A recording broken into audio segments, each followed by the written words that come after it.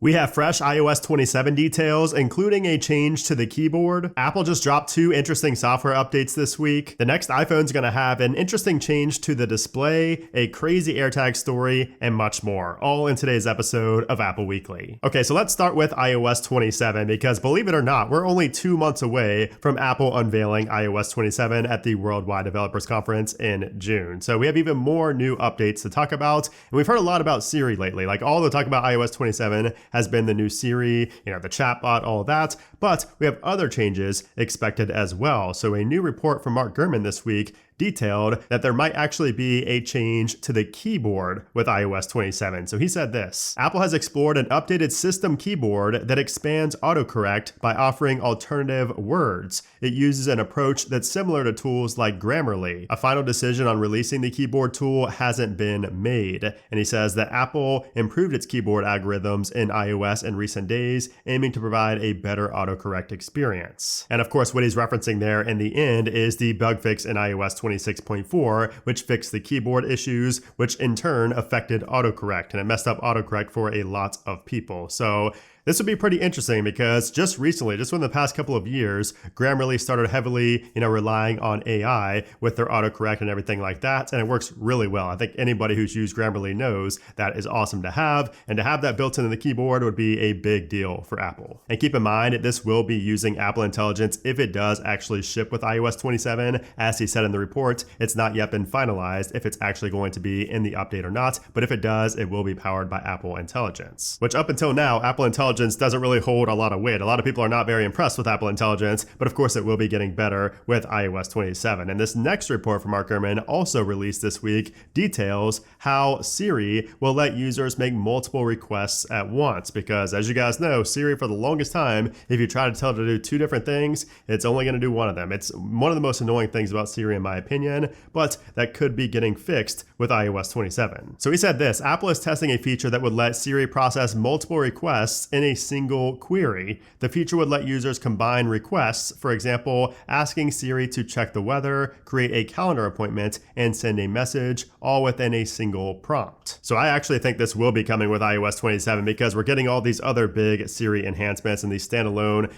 Siri like ChatGPT type application. So in those applications and like in ChatGPT, you're able to ask several requests at once and it will do all of them. So I'm expecting this to be about the same. And something I use like on a daily basis, like I have these lights back here and a lot of my HomeKit devices, sometimes I'll want to say like turn on the lights and open my shades, both at the same time, and that never works. I have to do them individually. It's very annoying and I do that constantly. So this will be very nice to have. Now, of course, we've heard over the past few weeks that we have a lot of big changes coming to Siri and Apple Intelligence, and now we heard about the keyboard. But what about the Shortcuts application? Because Shortcuts has been kind of like AI before AI. Yes, you have to build things, but you can really, make things autonomous. You can really make things automated with Shortcuts and do things that you can't normally do with an iOS. It's been really cool, but that's also going to be changing with iOS 27 in a good way because we're hearing from a separate report. This is from Mac Rumors. This is actually found in the code. So it looks like Shortcuts is going to let users generate unique actions using Apple Intelligence models. And Mac Rumors said this: as part of iOS 26, Apple added Apple Intelligence support to the Shortcuts app, allowing AI models to be incorporated into Shortcuts. But in iOS 27, you're going to be able to create actions using Apple Intelligence models by issuing voice commands in natural language, for example, which should give the app more mass appeal. Now, I'm not so sure about that last part. It seems like Shortcuts is never going to have mass appeal, but it is pretty interesting to see that we will have these AI features now built into the Shortcuts application. So it seems like pretty much everything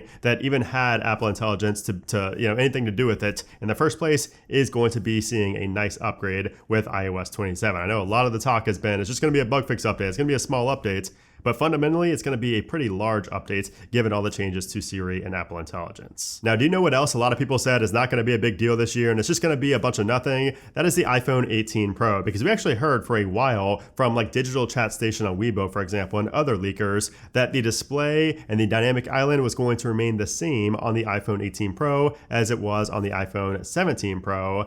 But it's looking like that's not actually going to be the case because we have 3 separate, notable leakers who put out some information this week about the dynamic island being smaller on the iPhone 18 Pro. So the first one came from an ex-user called Early Apple Leaks. He shared an image showing a prototype iPhone 18 Pro with a much smaller dynamic island. And then we had a second image pop up from notable leaker Ice Universe over on X, and he said iPhone 18 series bezel are the same as iPhone 17 and iPhone 16, but all three iPhone 18s reduce the width of dynamic island. And then finally we got even more details and more photos from Majin Buu, who's also a notable Apple leaker. So he said leaks about the iPhone 18 Pro have just appeared online, showing that the dynamic island has shrunk by 35% compared to previous models. And he shows these images here, and he actually puts a number to it. So 35% is pretty significant. That dynamic island is looking like it's going to be tiny. And this, again, this comes from several different sources, different types of images, different types of prototypes, different measurements. So it seems like, some of the previous leaks, like from Digital Chat Station, for example, are going to turn out to be wrong, which those were,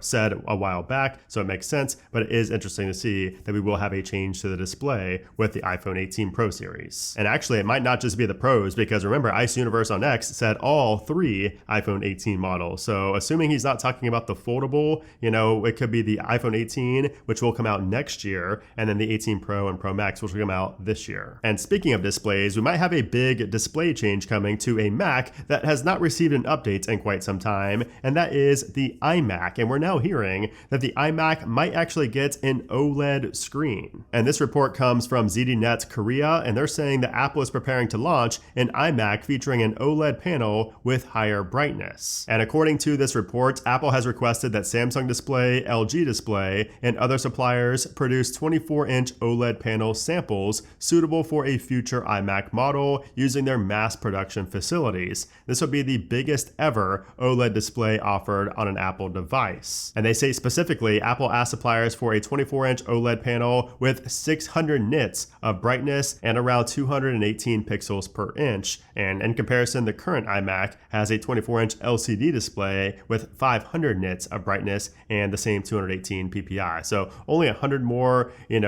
peak brightness levels, only 100 more nits, which is probably not going to be very noticeable, but that OLED will definitely be noticeable over LCD. So if this is true, that will be pretty interesting, and I'd be very interested also to see the price of this iMac, if it would increase quite a bit given it has an OLED display. So we'll have to wait and see, but if you are in the market for an iMac right now, especially since it hasn't received an update in quite some time, I would hold off until we see if there's more reports and more leaks about this iMac. Now also this week, Mark Gurman quadrupled down on the upcoming iPhone Fold, as pretty much every notable person in the industry has. So I think there's not really a question of if we're going to see the iPhone Fold this year. It's really just, what's going to be in it and how much is it actually going to impact the smartphone industry and just foldables in general. So he said this in a recent Power On newsletter. So if somebody asked him a question at the end, they say, why are you so excited about the foldable iPhone? And he said, this is going to be the most significant overhaul in the iPhone's history and the first actual form factor change. The iPhone 4, iPhone 6, and iPhone 10 were clearly a big deal, but this is a whole new design, even if it's basically a copy of what other phone makers have been doing for years. I first started using a Samsung foldable device nearly 7 years ago and remain a fan of the concept. The video watching experience trumps anything you can get on a non-foldable phone, and the manageable size when it's closed up in your pocket is nice as well. I am looking forward to it for watching video, getting work done, and gaming on the go. I think it could even be an iPad replacement in many cases. So that is Gurman's take on the upcoming iPhone Fold, and I tend to agree. Like, if you guys have watched my Z Fold videos here on the channel, I have made a review. Actually, just recently I made a review on the Samsung Galaxy Z Fold 7. So that is the foldable from Samsung.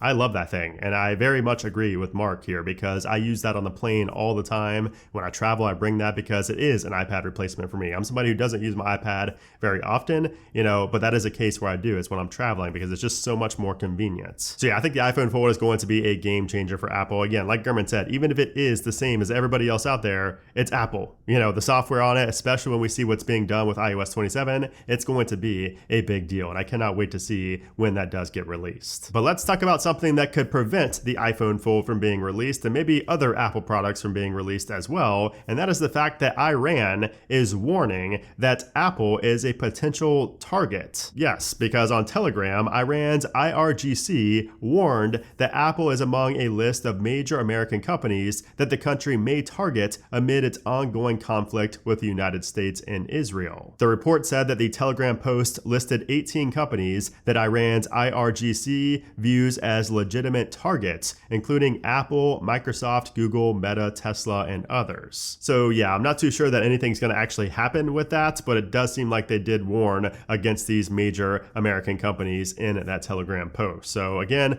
I would not get too worried about this, but it was some noteworthy news from this week that made quite a few headlines. Now, I just mentioned Google, and let's talk about Google for a minute, because pretty much most of you out there, I would assume, pretty much everybody who's subscribed to the channel has to have a Google account, which means you have a Gmail email address. Well, there's a big change coming to Gmail because now, as Google just announced over on X, you can change your Gmail email address. So they said this: if you're a US Google user, you can now change your account username for tools like Gmail, Photos, Drive, and more, while keeping your emails, data, and account history. So all you need to do is choose any available @gmail.com username, and your old username will become an alias, so you won't lose access to it. You can still sign in and send and receive emails with both usernames, plus you can also revert to your old username. And you can choose a new username once a year, up to 3 times total. So if you're somebody who had a really embarrassing email, like I know we've all been there, you know, the store, if you go to a retail store and they ask for your email and you have to say some embarrassing email you made when you were like 13, now you can change that, which is great to see. Okay, so now let's talk about Apple TV, which in my opinion is the best streaming service out there. I just think that they have the best selection of high quality shows and movies out there. But, you know, bias aside, this new show they have upcoming is going to be pretty epic, at least based off of the looks. And this week, we got a new teaser for that highly anticipated Cape Fear series. So this series was inspired by the 1991 film of the same name, Cape Fear, which was directed by Martin Scorsese and produced by Steven Spielberg. So it looks really creepy and really good already. And the first 2 episodes of the 10-episode limited series will premiere on Apple TV on Friday, June 5th, and 1 new episode will follow every Friday through July 31st. But that's not the only new teaser trailer we saw, because we also saw a new trailer for Widow's Bay, which I did talk about previously here on the channel, but we actually have a full-length teaser now, and this looks very good as well. This is coming sooner on April 29th. So some really good series coming up on Apple TV. So if you are a subscriber, make sure you add these to your watch list. Okay, so now let's move over to our phone, and we have a few things to talk about here. So first off, what do you guys think about this search? I just went to search for Apple Sports here. What do you guys think, now that it's been a little while, about the search being combined with everything else in the nav bar and it's not separated anymore, and the search bar up at the top?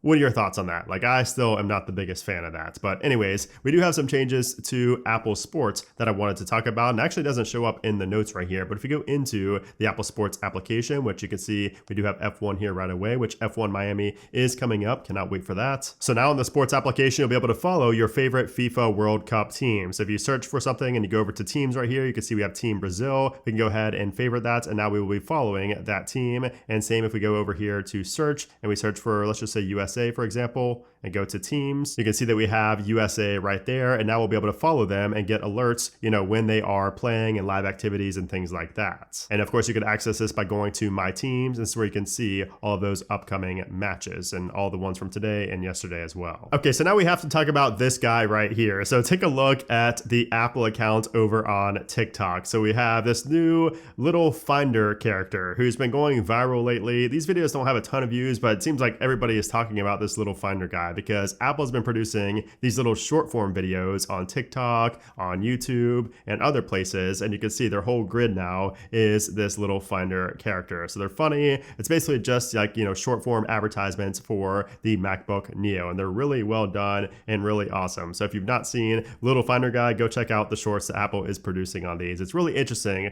to see this new kind of new generation of Apple almost, you know, where they're really putting a lot of, you know, emphasis on getting new customers on board by doing these short form videos and promoting the MacBook Neo. It's really interesting to see because this is very unlike Apple traditionally, especially going this hard and filling up their whole grid like that on like a TikTok platform, for example. Kind of crazy, but kind of cool as well. Now, here's something I found pretty interesting this week. It's not really news, but it's something I just found pretty interesting and amusing. And this is if the iPhone first generation and the iPhone 17 Pro Max swapped cameras. So if the camera from the iPhone 1 was on the 17 Pro Max and vice versa, here's what that would look like. Pretty funny. This was found over on Reddit. Okay, so now let's talk about the software updates that we got this week, because we actually got 3 different software updates for the iPhone this week. So let me explain. First off, we got iOS 26.5 Beta 1 for developers early in the week. And then on Friday, yesterday, we got this right here, iOS 26.5 Beta 1 re-release with a new build number. As you can see, of course, you can tap on that to see the build number, which ends in a K. And the reason Apple re-released this is because we also got the public beta, the first public beta for iOS 26.5 on Friday. So, the only reason Apple re-released it for developers was to align the build numbers with the public beta. So there's no additional features or anything like that in the update. So you guys might have noticed that I did not actually post a video on 26.5 Beta 1. I posted a community post basically telling you that it was released, but literally nothing was changed aside from a few minor details, and I was working on other projects at the time. But let's go ahead and take a look at those other details in iOS 26.5 Beta 1. And I want to preface this by reminding you guys that I told you to not expect any type of Siri feature or any type of change with Google Gemini or anything like that in 26.5. So it should not be a surprise if you guys watched Apple Weekly from last week before 26.5 Beta 1 got released, because as I mentioned, there was really no talk at all about it. The hype had completely died for it, and it just seemed like it was not going to happen, and in fact it did not happen. And I would not expect it for any of the betas either. I do not think we're going to see anything related to Siri or Gemini at all in iOS 26.5. I think all that is coming in iOS 27 at this point. But anyways, let's go into Maps because we have 2 changes here. So first off, when you go to search in Apple Maps, you're going to have a new section here for suggested places, and it's going to show you 2 suggestions for places that you might want to go. And this is going to be based on trends and also just based on your location and just things that it picks up on what you might be interested in. You can also tap on these 3 dots right here to get directions, add a note, add to a guide, or share straight from that section. Now we also saw that 26.5 Beta 1 lays the groundwork for ads. So let's say we search for Yosemite National Park. So the ad, in theory, will be right below that. It will say ad, have a different background, and that'll kind of be it. So you're going to glance over it, and you're going to go down to your regular search results. It's not going to be obtrusive. It's not going to be a pop-up. Like I've said before, I really don't see ads in Apple Maps being a big deal. We've had this in the App Store forever. Like if I search for sports, you can see DraftKings right there. Sports, we have another ad right there for Hard Rock. Is it annoying? Yes, a little bit, but at the same time, I don't really think it's going to break Apple Maps and make it really unusable or anything like that. Now, also, if we head into our settings and go down here to RCS messaging, you'll see that we have end-to-end encryption back in beta. So like we said in 26.4, this is a beta only feature. It was never going to launch in the official release. And that is the same here with 26.5. So you will see end-to-end encryption for RCS, which is currently still in beta. And then we also have an interesting change when you connect accessories to your iPhone running 26.5. So basically, if you connect an accessory like a Magic Keyboard to an iPhone with a USB-C cable, the iPhone's going to automatically establish a Bluetooth connection with that accessory, with that Magic Keyboard. And then also when you go to transfer your iPhones, if I go to transfer to Android right here, for example, you will now have a new option where you can select how many message attachments get transferred over. So if you want all of them, if you just want the last year or the last 30 days, you can now select that right there. And message attachments, of course, are going to be messages that have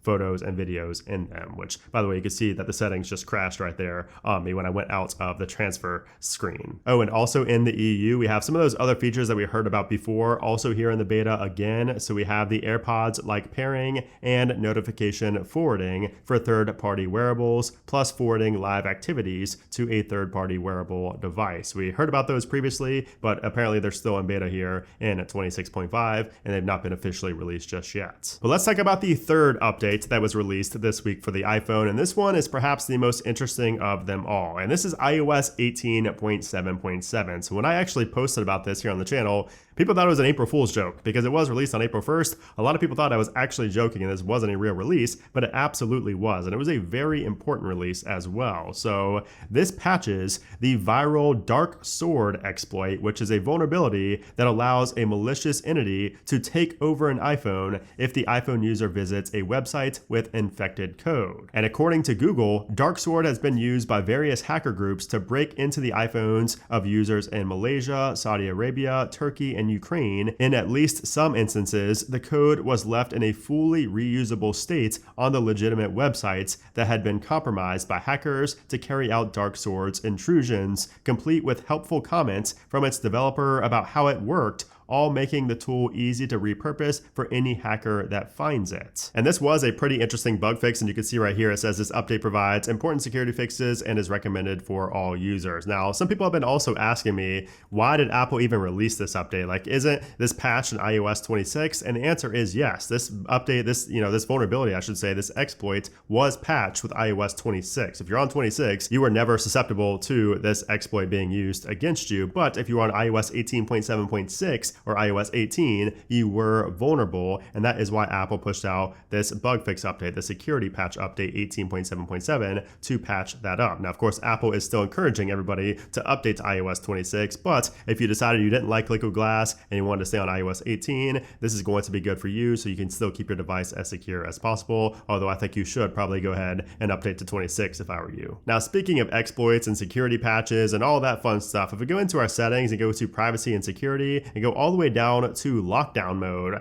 Apple actually said this week that there hasn't been a single iPhone in lockdown mode that has been hacked. And keep in mind, lockdown mode came out in 2022, so this has been around for quite some time, and there hasn't been a single hack that has happened on a lockdown mode iPhone, which is quite impressive. So they said this in a report with TechCrunch. They said, "We are not aware of any successful mercenary spyware attacks against a lockdown mode enabled Apple device." So if you are a government official especially, or maybe like a high profile journalist or something like that, it's probably a good idea to put your main device into lockdown mode so that you don't have to go through, any of those scares. Now, as far as the performance goes with iOS 26.5 beta 1, you can see we scored a 3832 single core, 10,006 on the multi-core, and you can see how that compares to previous runs here. So not quite as good, it looks like, as iOS 26.4 in those later stages of the beta, which is not too surprising. We are on beta 1 by all means. So yeah, 26.5, just using the software as well. I've been using it on my main device. Feels the same to me. Literally no difference at all in performance. I have been able to tell the keyboard bug has really made a big difference. The bug fix, I should say, has made a difference. It's so much better now on my iPhone. I didn't even realize it was affecting me like it was, specifically with autocorrect. So 26.5, it has everything 26.4 has, and those other minor changes. But performance, just fine. Battery life also, I'm at 6-7% right now. Battery life has been great as well on 26.5 beta 1. No complaints there. So now let's talk about what to expect next from Apple. So next up is going to be iOS 26.5 beta 2, and I would expect that on the week of Monday, April 13th. So we're most likely not going to get a software update next week. Of course, it is possible. Apple's very unpredictable, especially these days, but typically for a 0.5 release, Apple goes about 2 weeks between beta 1 and beta 2. So if that's the case, we should not be seeing a software update next week. We're going to skip that week and go to Monday the 13th for the next beta, which is going to be beta 2 of 26.5. Now, could we get a 26.4.1? Absolutely. I would actually expect us to get a 26.4.1 at some point in April. So of course, the final release of iOS 26.5 will be down here at some point in most likely the first half of May. And then after that, all eyes are going to be on iOS 27 beta 1, which will be in the first full week here of June. So June 8th is WWDC. That's when we will see Apple officially unveil and show off iOS 27. I cannot believe we are so close. So after 26.5 releases in May, we're going to be like a month away from iOS 27. So exciting times on the horizon. And then finally, we have another crazy AirTag story. So this time, a 61-year-old Florida man pulled off off what looked like a perfect cargo heist until a good old AirTag gave everything away. So last month, a FedEx warehouse in Doral, Florida got a call from somebody claiming to be with the freight company saying their warehouse was under renovation and they needed to pick up a shipment instead of having it delivered. So the caller, who went by John Washington, sounded legit. He even followed all the rules, saying that whoever came would bring ID and send an email from a company email address. And somehow it worked, because 2 days later, a man showed up with a fake ID matching the real warehouse manager's name, along with that official looking email, so employees believed him. So after that, he and his partner pulled up a 20-foot U-Haul truck and started loading it with boxes of brand new iPhones. But right in the middle of all this, the actual warehouse manager showed up. So he immediately realized that something was off and told workers to stop everything and hold the guys there. But it was already too late, because the suspects jumped into the truck with one of them behind the wheel and took off with 38 boxes containing nearly 1,800 iPhone 17 Pro Max devices worth almost $1.9 million. And just like that, they were gone. Except they weren't, because hidden inside of that shipment were AirTags. So the manager gave the authorities access to the Find My application, and they started tracking the truck as it moved up Interstate 75, pinging through multiple cities. So later on that evening, state troopers finally got a hit near Gainesville, and they pulled the truck over and arrested the driver on the spot. And inside were all of the stolen iPhones. But here's the twist: the second suspect wasn't in the truck anymore, and he is still currently on the run. But the driver is currently facing multiple felony charges, including grand theft and organized fraud, with a $2.5 million bond. But without that AirTag, nearly $2 million worth of iPhone 17 Pro Maxes would have just disappeared, into the middle of the night, and you'd probably have a delay on your shipment if you tried to order one. So thank God for the AirTags out there, and thank God for the Find My application and the police, actually acting on this quickly. So that is awesome. But anyways, guys, that is it for this week's episode of Apple Weekly. Hope you did enjoy it. If you did, give it a thumbs up. Also, let me know all your thoughts down there and in the comments below. But anyways, guys, thanks again for watching, and I'll see you soon.